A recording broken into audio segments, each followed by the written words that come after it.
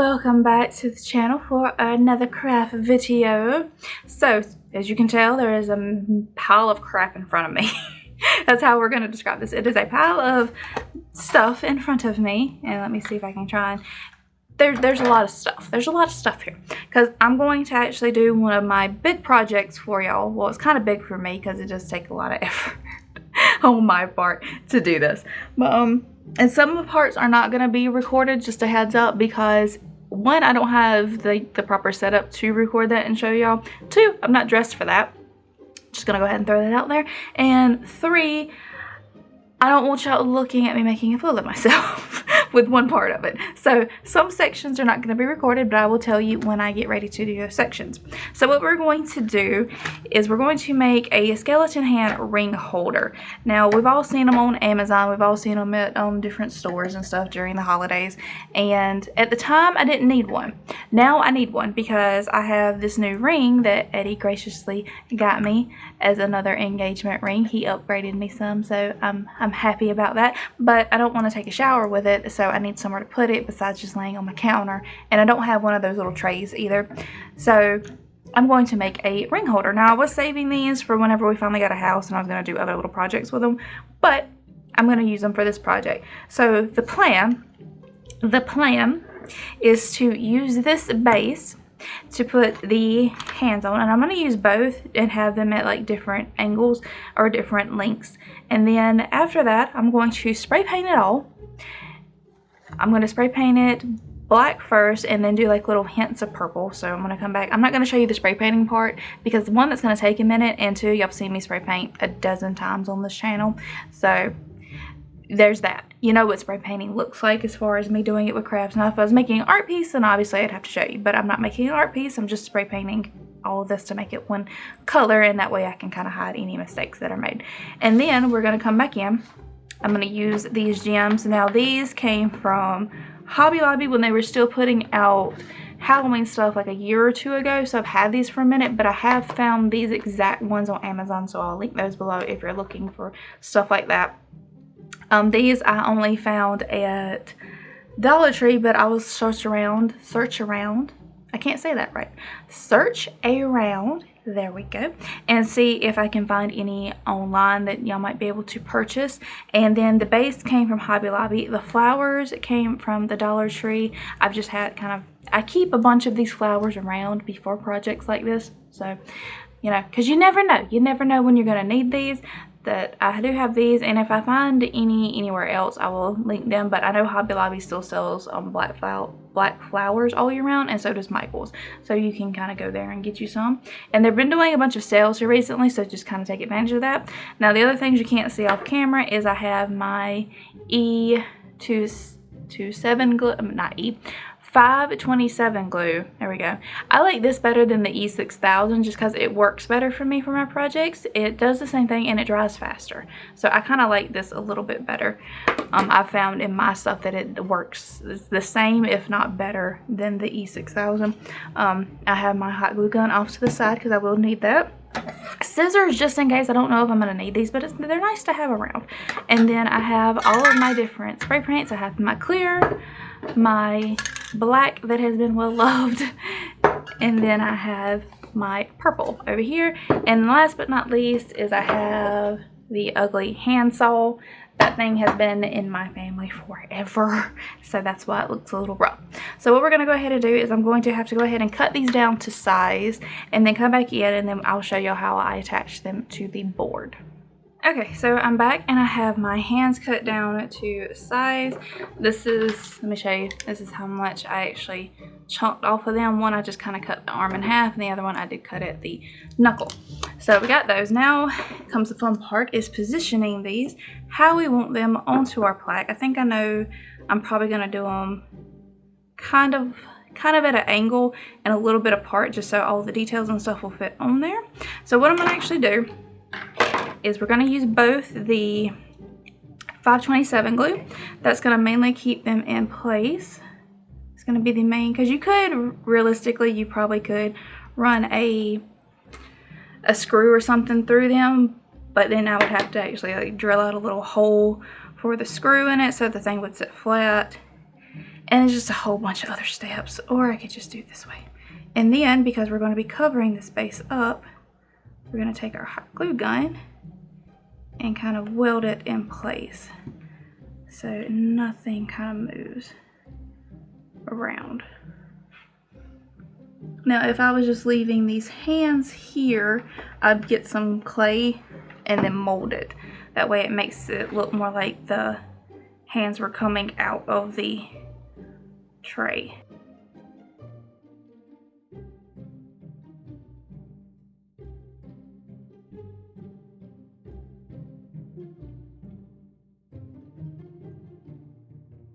I'll wait for that to dry down some. Because like I said, I'm going to use the flowers and the gems to kind of cover all this up. So it's not that big of a deal if the glue is bulky like this.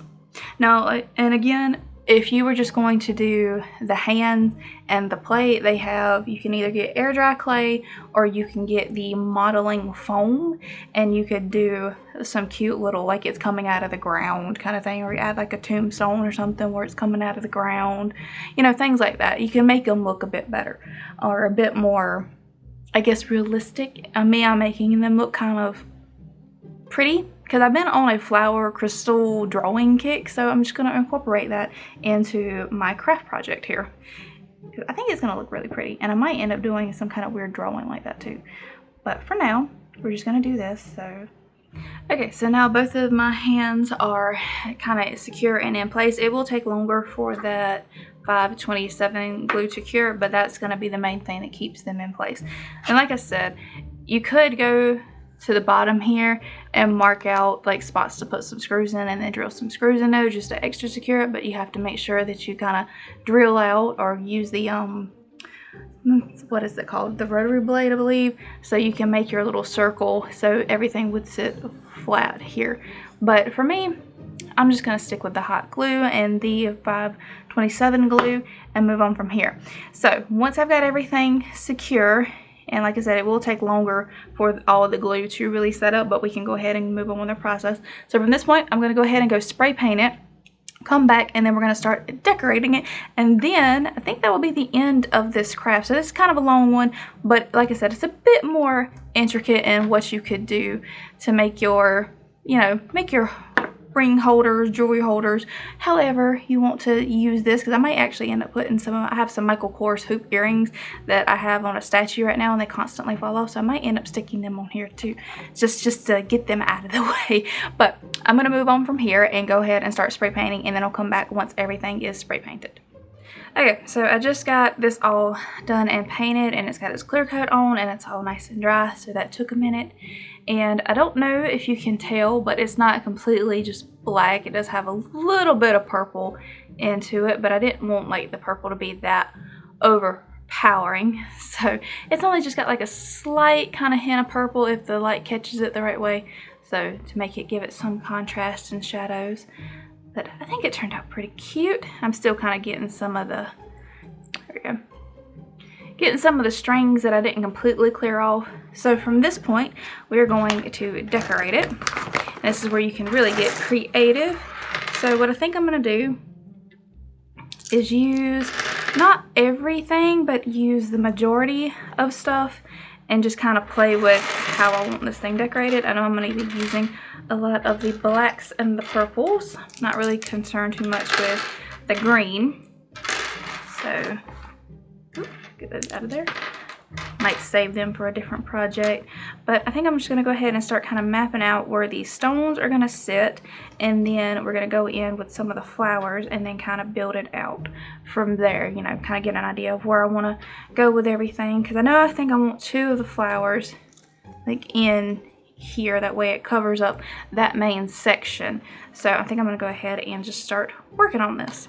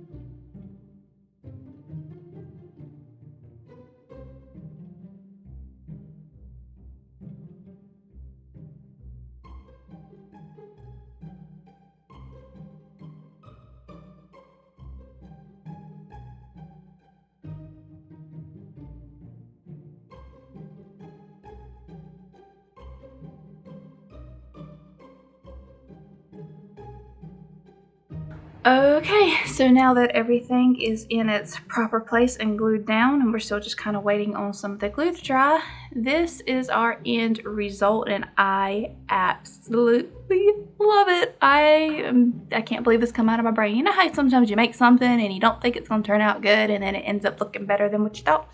That's what I'm going through right now, and I absolutely love this. It turned out super cute. I'm so excited to start using this, stick it in my bathroom.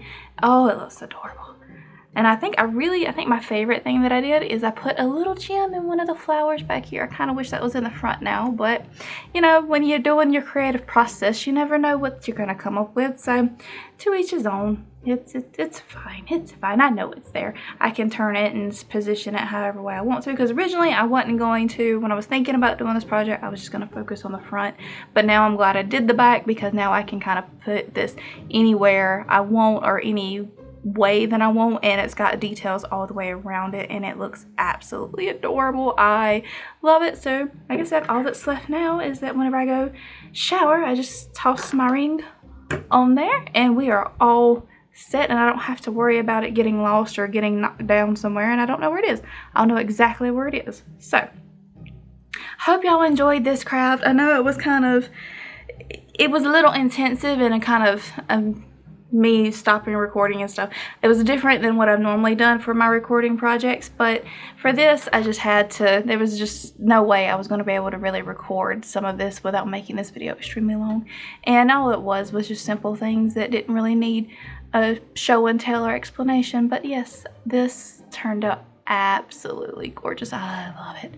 So that is it for this week's craft video. Let me know your thoughts down in the comments, and I will see you on the next one. Thank you so much, guys. Bye.